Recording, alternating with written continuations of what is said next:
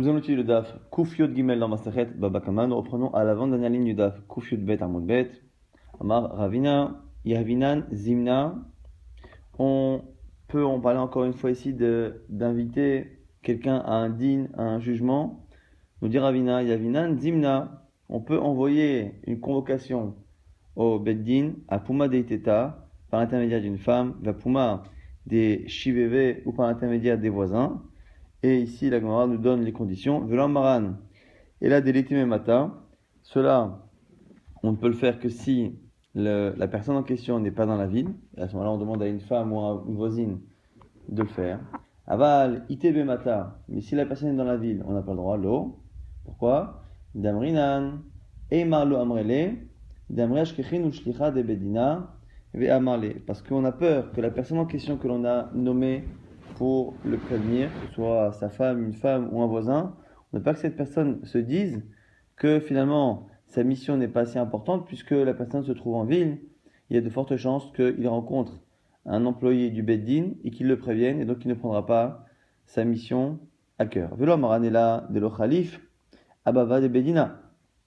Pareil, on parle de cela lorsque la personne qui est convoquée n'a pas l'habitude de passer dans les jours qui viennent, n'a pas prévu, il n'a pas l'habitude de passer à côté du Beddin. Aval Khalif, Ababa de Beddina, mais si elle passe à côté du Beddin, l'eau, parce que là aussi, la personne qui a été nommée pour le prévenir va se dire Amré, Ashkecho Beddina va il va rencontrer quelqu'un du Beddin qui le préviendra. Et là aussi, Velo Amaran, et là de Ate Beyome, Aval lo Ate Beyome l'eau. Et quand on a dit qu'il fallait que la personne revienne dans la journée pour qu'on puisse nommer une femme ou un voisin pour le prévenir de sa convocation, on a dit c'est à la condition que la personne ne soit pas dans la ville, mais qu'elle revienne dans la journée. Sinon, lo ema ishtalouye, ishtalé de peur que la personne oublie. Si on lui dit voilà, quand la personne revient, demain, après-demain, tu la préviens, on a peur que la personne oublie. Donc ce sont les conditions que la Gemara donne pour la halakha de Ravina. Amar Rava nouvelle halakha de Rava, Hayman dikativ ale pticha al delo ateledina. Celui sur qui on a écrit un document, un papier comme quoi il est excommunié, il est en idouille, parce qu'il n'a pas accepté de venir suite à la convocation du Beddin, ce document-là de nidouille ne sera déchiré ad ateledina dès qu'il arrive au Beddin. Tant qu'il n'est pas venu réellement, de manière effective au Beddin, l'omeka inanle, on ne lui déchire pas ce document, sous-entendu, celui qui n'a pas été au Beddin, qui se repent et qui promet qu'il va venir, on ne déchire pas le document de Nindouille sur sa promesse, mais on attend qu'il vienne. Adelot Saït Ledina, Adetsait Lomekarinanle, et celui qui a un document qui vient nous dire qu'il n'a pas accepté le jugement, non pas la convocation, mais le jugement d'un Beddin, pareil, tant qu'il n'a pas payé comme prévu, on ne lui déchire pas ce document. Et la Gemara n'est pas d'accord avec la dernière halakha, elle nous dit que Velohi, qui est Vandamar Saïtena, c'est pas vrai. Halakha le Marse nous dit la Gemara, dès qu'il dit qu'il va payer, on lui déchire le document. Par contre, Kaniré, que pour le fait de ne pas venir, il faut qu'il vienne pour qu'on lui déchire le document, qu'il le met en idole. Amar Aprizda Kova Imzman, Sheni Vachamishi Vesheni, Zimna Vezimna, Batar Zimna. Ulmachar Katvinan. Alors, ce que nous dit ici Ravina, c'est que lorsque quelqu'un est invité au Beddin, on le prévient à chaque fois de venir lundi, jeudi, lundi, puisque c'était les jours où le Beddin était fixe. Et donc, à chaque fois qu'il ne vient pas, on l'invite pour le lundi ou le jeudi suivant. Et donc, on l'invite pour un premier fois pour un lundi, après, s'il ne vient pas, pour le jeudi suivant, après pour le lundi suivant, ou le macha. Et donc, le mardi, qui est le lendemain de la troisième fois où il n'est pas venu, Kadvinan, c'est là qu'on écrit un document qui excommunie la personne en question. Ravasi Ikla Berabkana. Un jour, Ravasi est allé chez Ravkana. Chaza Haïteta de Azmena Ledina Befania. Et il a vu qu'il y avait une femme qui était convoquée au Beddin par Ravkana pour le soir. Le matin même, Ravkana a écrit un document qui la mettait en excommunication parce qu'elle n'était pas venue à la convocation de la veille au soir. Amalé lui a dit, ça va là, Malé Adamar Rafrizda. Est-ce que tu ne penses pas à la lacha de Rafrizda qu'on a cité il y a quelques instants, que qu'on fixe d'abord une convocation pour un lundi suivant, pour le jeudi suivant, puis le lundi suivant, donc 3 convocations sur au moins une dizaine de jours, une semaine et demie. Amarlé, il a répondu, Anemile Gavra, Danis Velete Bemata. Il dit, ça, ces 3 convocations, ce sont pour un homme qui peut avoir l'habitude de partir de la ville, d'être occupé pour le travail, pour des déplacements. Avaliteta, mais une femme, Kevan de Ita Bemata, puisque une femme en général ne voyage pas, ne sort pas de la ville à l'époque. Du coup, Moredati, le simple fait qu'elle ne vienne pas à une convocation du jour même, est déjà un signe de rébellion, et donc c'est la raison pour laquelle elle est en idouille, et nous disent les commentaires qu'évidemment qu'un homme que l'on sait ne pas bouger de la ville et ne pas être occupé, ça a le même statut ici qu'une femme, et par contre une femme qui, elle, est connue pour voyager, elle aura le même statut qu'un homme. Ce sont des exemples types. Amar Aviuda, lo yavina zimna, la Gemara nous précise que pour les convocations, on ne donne pas de convocation l'obéyome Nissan, pas pendant les jours du mois de Nissan, et l'obéyome Tishri, pas pendant le mois de Tishri, Velo Male Yom Atava, pas la veille de Yom Tov, Velo Male Shabta, pas la veille de Shabbat. Aval Minissan Levatar, Yom Nissan, obéyome Tishri, Levatar et Tishri, Kavainan, mais après Nissan et après Tishri, oui. Yom Male Shabta Levatar, Male Shabta, Lo Kavainan, Maïtama, Be'avite de Shabta, Tari. Alors on nous dit tout de même que pendant le mois de Nissan, on a le droit de faire une convocation pour après Nissan. Pendant le mois de Tishri, on a le droit de faire une convocation pour après le mois de Tishri. Donc la convocation ne sera pas pour le mois de Tishri, mais pour le mois d'après.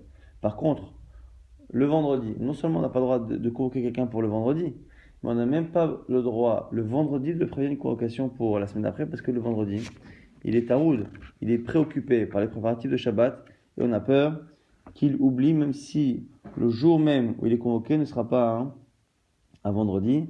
C'est intéressant qu'on ait une petite distinction, alors que Tishrei et Nissan sont aussi des mois qui sont à éviter, parce que ce sont des mois où il y a une préoccupation, mais la préoccupation qu'il y a pendant tous les jours de ce mois est moins forte que la préoccupation de Erev Shabbat de vendredi. Amar Rav Nachman lo yavinan zimna, lo livne chala bechala, velo livne rigla berigla. Nous dit Rav Nachman, on ne convoque pas quelqu'un ni pour les jours où les gens viennent écouter les drachot des Chachamim, ni pour les périodes de régel, périodes de fête et de pèlerinage que les gens faisaient à Jérusalem.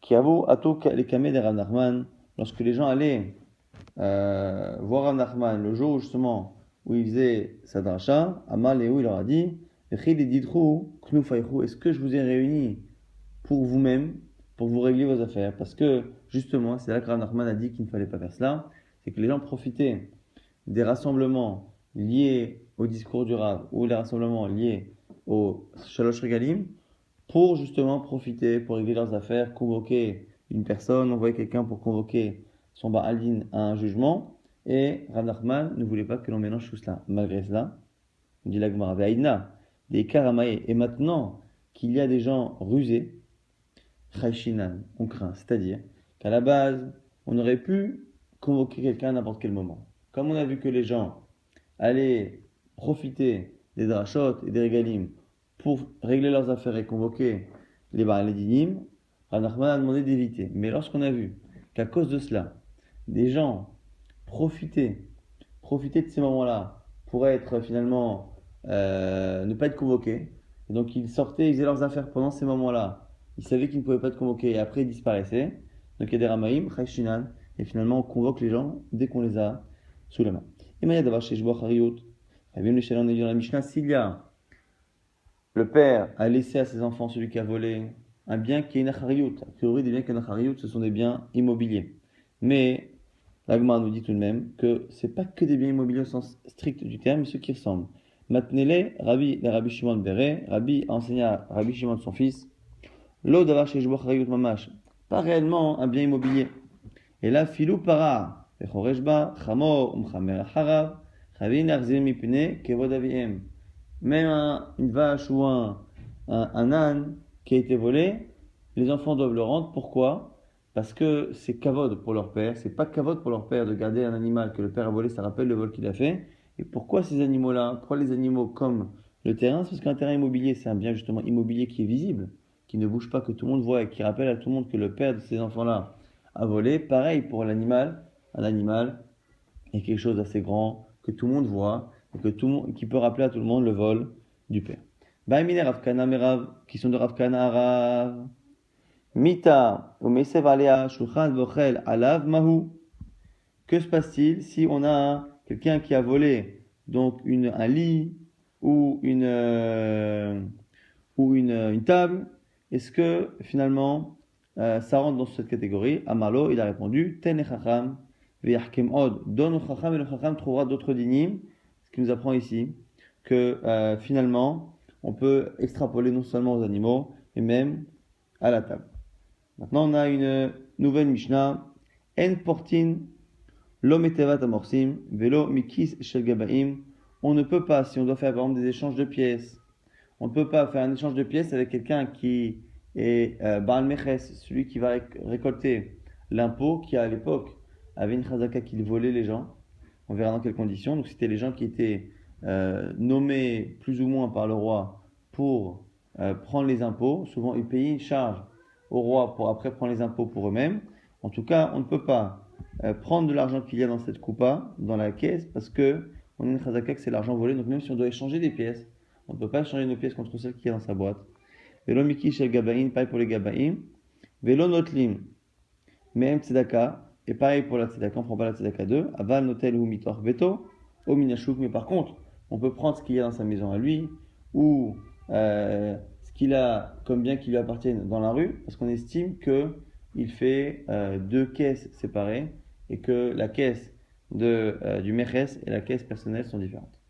Tana, on a un enseignement dans la Gemara, Aval, noten lo dinar, ve noten lo et ashar. Par contre, ce qu'on nous apprend ici, c'est qu'on a une tolérance. Si celui justement qui vient récolter l'impôt me demande de payer un peu moins qu'un dinar, et que je lui donne un dinar, il peut me donner la monnaie avec l'argent de la coupa que j'ai le droit d'accepter. La Gemara dit maintenant, ou morsim. Donc on a dit les morsim, ceux qui viennent récolter l'impôt, on a dit que ce sont des voleurs a priori. Donc quand ce sont des voleurs, on ne peut pas utiliser les pièces de leur coupa, de leur boîte dans laquelle ils récoltent l'argent. La Gemara dit, Dina de Malchuta, Dina.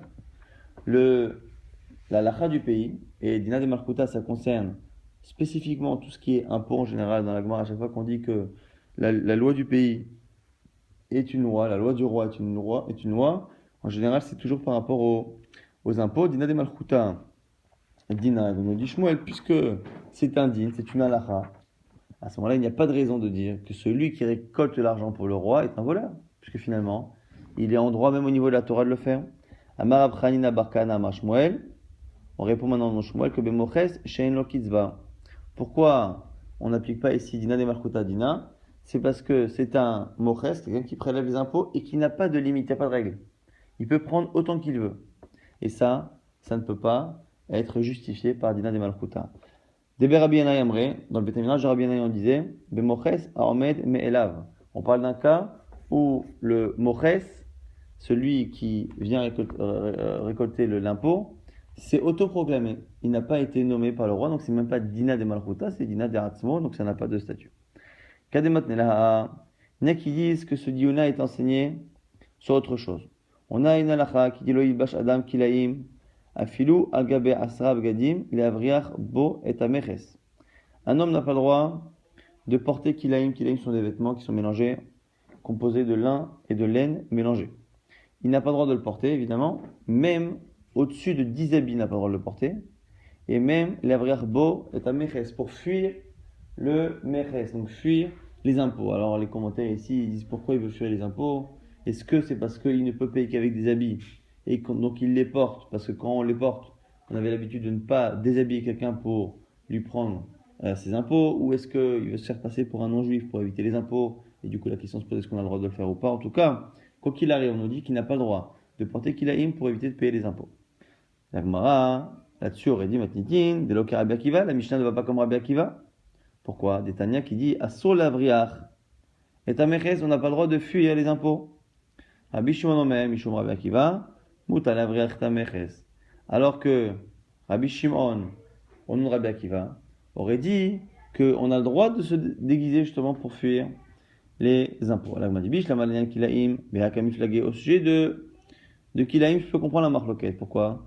Des Marsava de Vachem Mikaven Moutar, Marsava de Vachem Mikaven Assour. C'est la marloquette. Est-ce que, lorsque l'on fait un interdit sans l'intention de le faire, est-ce qu'on est chayav ou pas? Celui qui pense que on est chayav, on est coupable, que lorsque l'on a la kavana, l'intention de faire l'interdit, là ici, lorsqu'il porte le vêtement qui est Kilaim, il ne le fait pas dans le but de porter le vêtement, mais il le fait dans le but de se dédouaner de l'impôt. Et donc, du coup, celui qui dit que Nikaven c'est moutard, celui qui dit que c'est assour, c'est assour. Et là, la vraie arbo est à meches, mishare, va marche-moi, dina de malchuta dina, la gmadiata. En dehors de cela, on a une question. C'est que Shmuel a dit que dina de malchuta dina, c'est que la lacha du pays est une lacha. Amar chanina barkana amar Shmuel, c'est ça que on aurait dit cette fois au nom de Shmuel. Bemoches, shen lo kitzva, et de berabien ayamre, bemoches, amen melav, et c'est là que les deux réponses qu'on a vues précédemment auraient été données.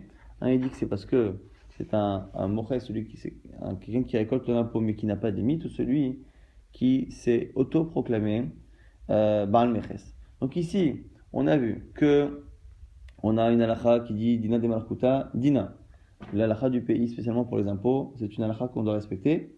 Deux exceptions, une au nom de Shmuel, une au nom du Beth Midrash de Rabbi Yannai, qui nous disent que lorsque la personne n'a pas de limite, ou lorsque la personne a une limite, mais qu'elle n'a pas été nommée par le roi mais par elle-même, il n'y a pas ici d'application de Dina de Malchuta, Dina, et on a vu deux versions. Est-ce que ce dioun-là a été fait sur notre Mishnah ou sur la Mishnah qui parle de Kilaim?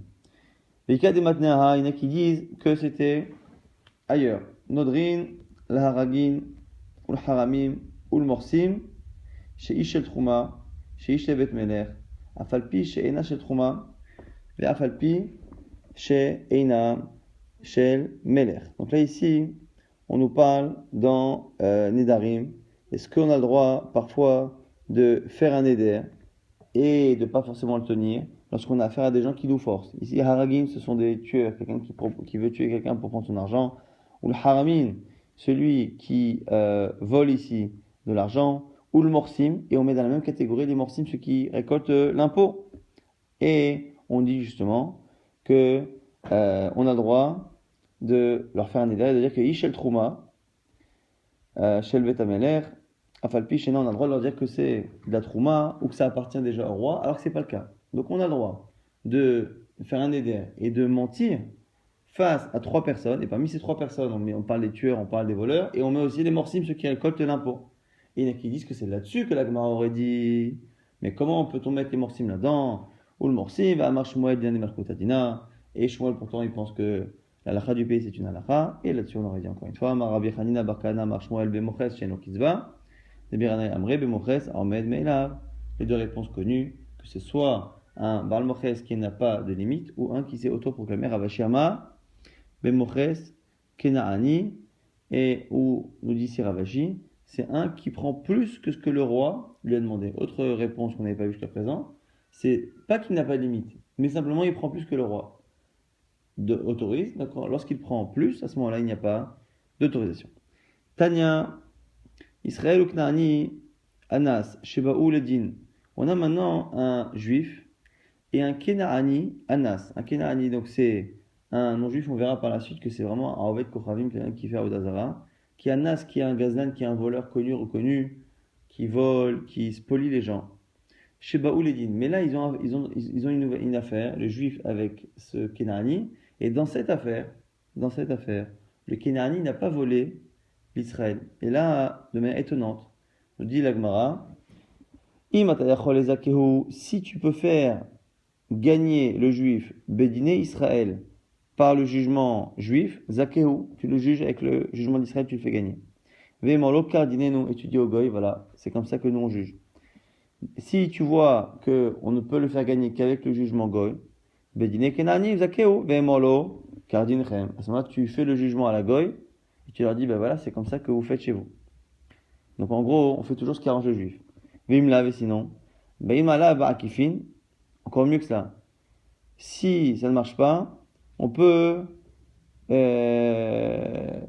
trouver des ruses pour contourner et faire en sorte que le juif ne paye pas. Dit vrai Rabbi Ishmael, c'est Rabbi Ishmael qui le dit, Rabbi Akiva Omer, pas du tout. On ne peut pas faire des ruses et des magouilles.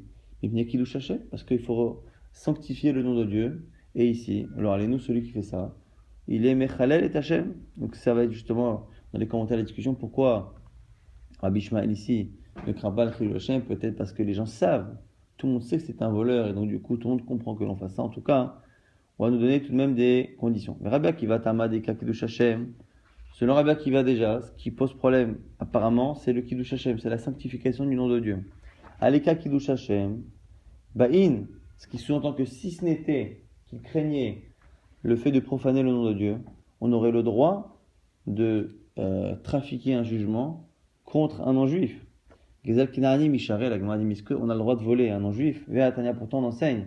Amar Rabbi Shimon disait que Darash Rabbi Akiva, que c'est une rachat de Rabbi Akiva Atzmo, qui parle ici, qui n'a l'air ici de craindre que le Chilul Hashem, comme si le vol était permis. Mais Rabbi Akiva lui-même il a dit que Sheba, Mizfirin, lorsqu'il est venu de Sfirin, il a dit Minaïn et Gezel Kinani Shoa, sur d'où sait-on qu'on n'a pas le droit de voler un non-juif? Tamoul Lomar, c'est marqué dans la Torah, Ahare, Nimkar Geulat Yelo. On parle d'un juif qui est vendu en tant qu'esclave, il s'est vendu en tant qu'esclave à un non-juif, et on dit que un des proches pourra justement libérer cet esclave en rachetant Okenani Echad Mechad Yugalenu. Un de ses frères ou un de ses proches le rachètera. Et on voit bien que la Torah demande à ses proches de le racheter au Kenani en question et pas d'aller le voler. Or, si le vol du Kenani était autorisé, la Torah aurait dû dire à les récupérer directement. L'esclave, Shalom Shechenu, on le prend, on ne vient pas le tirer. Veyetse Yiso, Chol, Yiglom, Ala, Tamuloma, Vechishav Imkoneu, Yidekdek Imkoneu. On aurait pu penser que du coup, il faut payer n'importe quelle somme que le Kenani nous propose. Avec dit non. Vechishav Imkoneu, il faut qu'il fasse le calcul avec celui qui a acheté cet esclave juif et qu'il ne paye que les années restantes de travail au prorata et qu'il ne paye pas non plus une somme faramineuse. Amar Yosef Lokashia, avec Kenani, avec Gertoshav. Comment expliquer alors? Avec Ivan nous disent que c'est interdit de voler et parfois il a l'air de dire ici qu'il n'y a qu'un problème de Kiddush Hashem. Réponse possible de Rav Yosef. On fait une différence entre un Kenani, un Cananéen normal qui fait Avodah Zara, et Gertoshav, celui qui habite en Israël et qui a pris sur lui de ne pas faire d'idolâtrie. Malé Abaye, Ve'at Tavai Ugabe Adader Ktive. L'Agma dit mais attends, c'est pas possible de dire ça. Parce que le verset qui dit là-bas que tu dois racheter un serviteur juif qui a été vendu à un non-juif, là-bas, ça concerne tous les non-juifs. L'olecha, pas qu'un juif qui a été vendu à un juif. Et il a les guerres, même quand il a été vendu à un étranger. Chez Nema les guerres. Et l'olguer tzedek, et pas un étranger converti.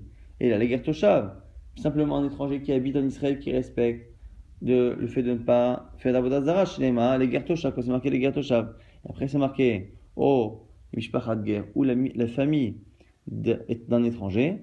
Zé Arvet Kochavim, c'est pour inclure même celui qui pratique l'idolâtrie. On nous apprend ici que même quand c'est vendu à un idolâtre, on a la mitzvah de le racheter, mais on ne peut pas le prendre.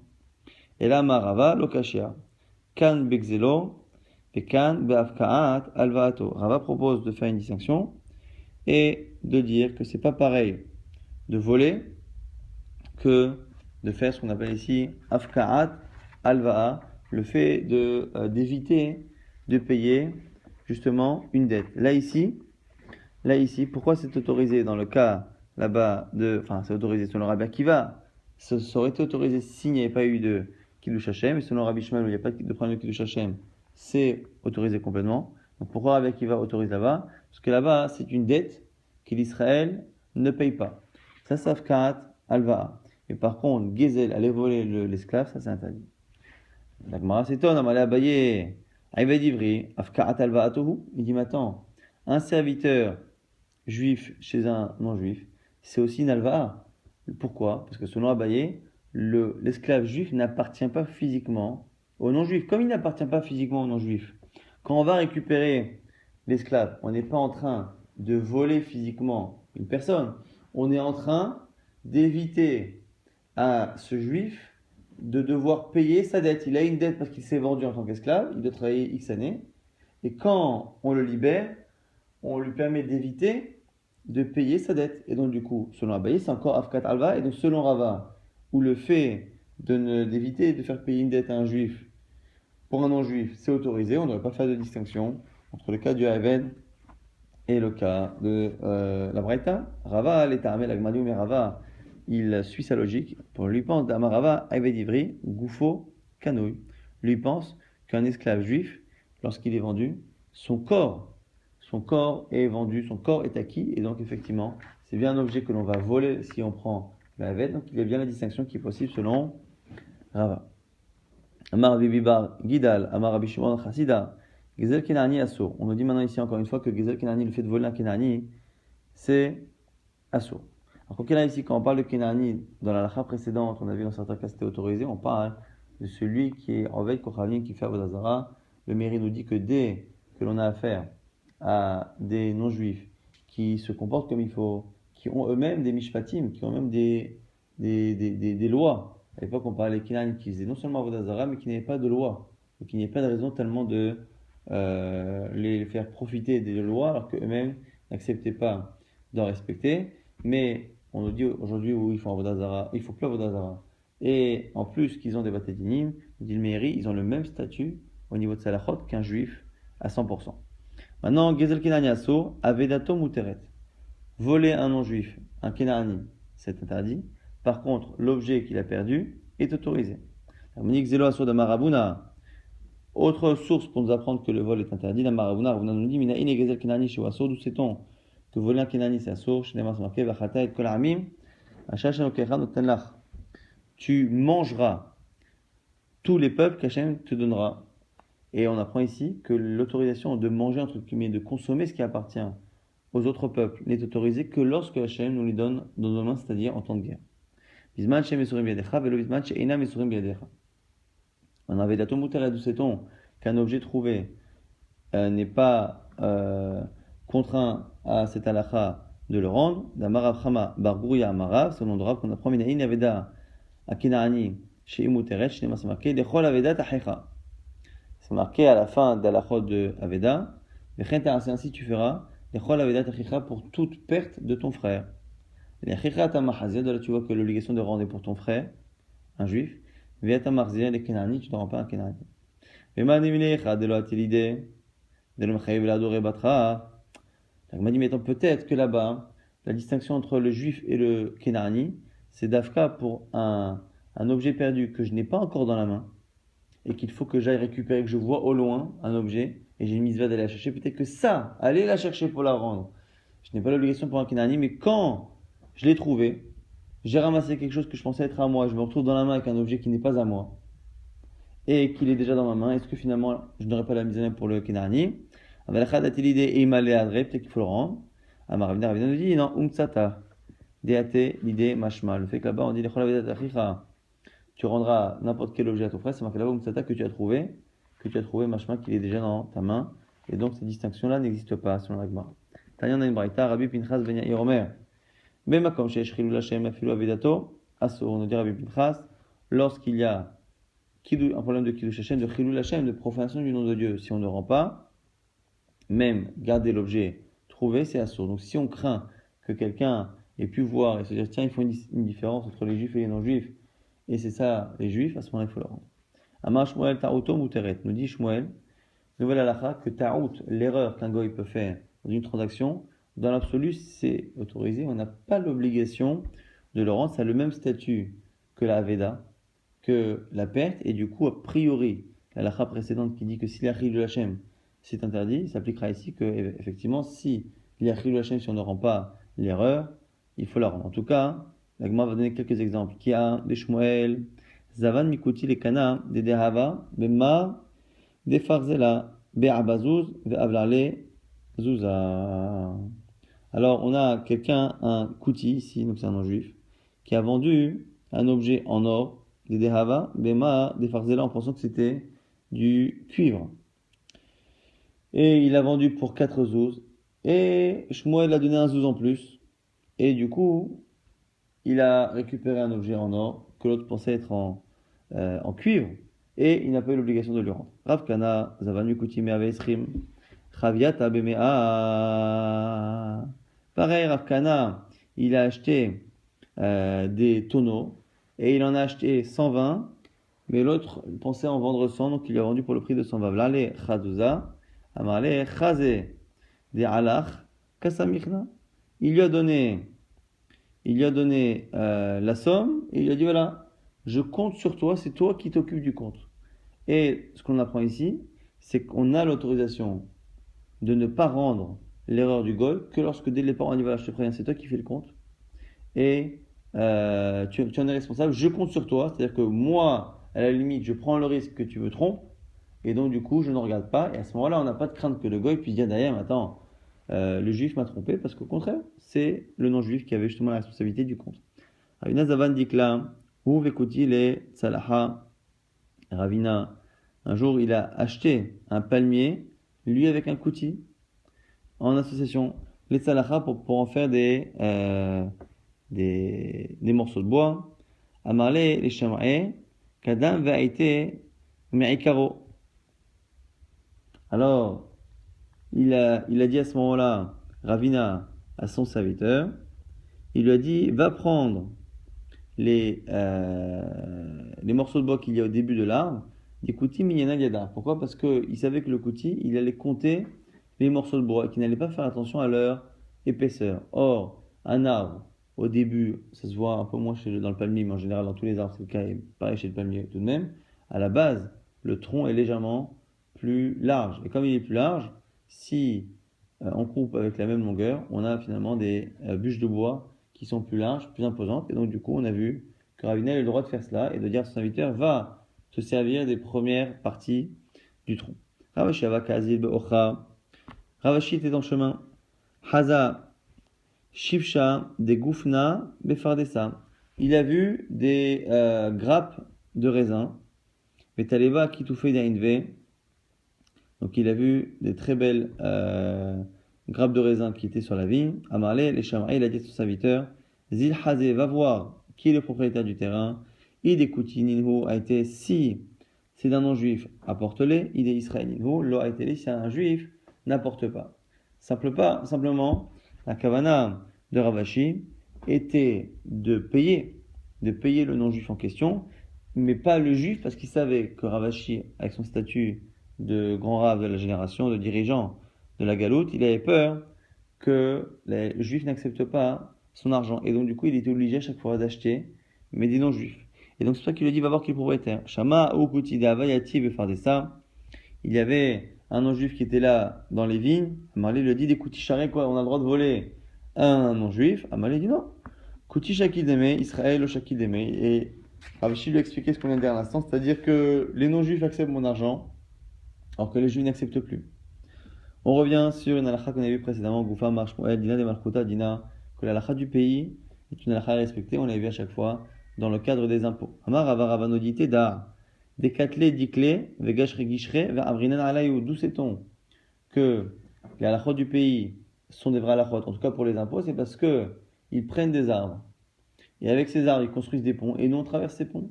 Or, si ils n'avaient pas le statut d'une halakha, on ne pourrait pas profiter de choses qu'ils ont volées. Donc la Gemara nous dit à Marlé Abaye, Vedilma Mishum de Ayush Leu, Minayu Marayu, la Gemara dit c'est pas une preuve. C'est pas une preuve, pourquoi? Parce que là-bas, peut-être que les propriétaires des bois qui ont été utilisés pour les ponts ont fait Yehush, ont abandonné l'idée de récupérer leur bois.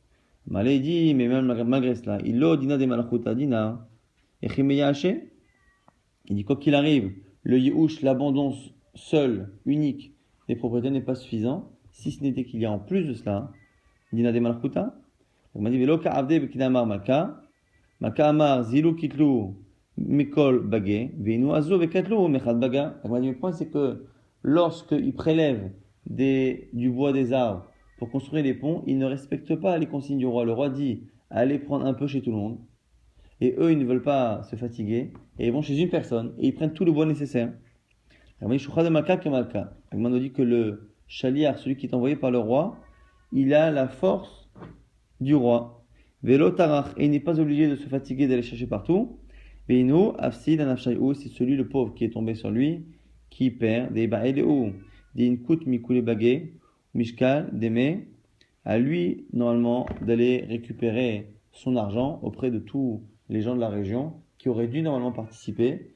Et donc c'est à lui d'aller récupérer l'argent chez eux. Amarava man de mishtakar beve dare para manta de malka. Maintenant, on nous dit un cas un peu similaire. On a plusieurs personnes qui sont associées sur une tevoa, sur une récolte. Et chacun a pris sa récolte du grenier et est resté le dernier associé, le seul présent au moment où la personne qui vient récolter l'impôt vient récolter pour tous les associés. À ce moment-là, celui qui est perdant, il doit tout payer. Il y a des shutafa, mais on nous précise que ça, c'est parce qu'ils sont shutafim, ils sont associés. Aval harissa. Mais s'il est que haris, c'est-à-dire qu'il est employé par le propriétaire et il prend un pourcentage, haris outé ou des kamafik, il ne perd que par rapport au pourcentage de la récolte qui lui appartient et pas pour celle de son propriétaire. Gamaravaraboni, barmata, avad mata, mi avad. On dit que parfois, on peut prendre le mashkon lorsque quelqu'un vient réclamer l'impôt et qu'il y a une personne qui est présente, son voisin n'est pas présent, on peut prendre en tant que gage un bien qui appartient à celui qui est présent et qui du coup sera obligé après de faire en sorte que son voisin ait payé l'impôt. On nous dit tout de même qu'il y a certaines conditions, que les conditions justement de cela, c'est lorsque l'on parle ici de masse d'impôts qui sont pris sur des biens immobiliers. Aval, chata, des halif. Mais lorsque on a passé une année et que c'était de l'argent, il va faillesse malka, halif, une fois que le roi a accepté l'année précédente de ne pas recevoir l'impôt de la personne en question, le Baal Mechet, celui qui vient réclamer l'argent, n'a pas le droit d'utiliser ce système-là de Mashkon pour être payé de l'année précédente. Marava nous dit, année des daïré d'arrêt, ceux qui font promener leurs animaux dans les champs des autres pour que les animaux fassent leurs besoins et qu'à ce moment-là, ça permette à la terre d'être engraissée. Mais Torhatechum, lorsqu'ils le font dans le troum de la ville, à Solikar Mehem, on n'a pas le droit de leur acheter des animaux. Ça n'a plus rien à voir avec les halachot précédentes. Ishum de Ma'arva, Chevta de Mata, Badayu, parce que ils se promènent avec leurs troupeaux dans toute la ville et ils mélangent leurs animaux avec ceux des autres. Donc on a peur qu'en achetant leur animal, on n'achète pas le leur, mais celui de quelqu'un d'autre. Chosatrum Utalikar Mehem, si c'est en dehors du troum, on a le droit. S'ils le font en dehors du troum, parce qu'ils ne se mélangent pas avec ceux de la ville. Et Ravina dit à Maravina, Imayu Be'alim, Meratum Chareem, Afilu Chutz Latechum Aso. Si les propriétaires des animaux font attention à garder leurs animaux séparés, même s'ils le font dans le troum, c'est autorisé.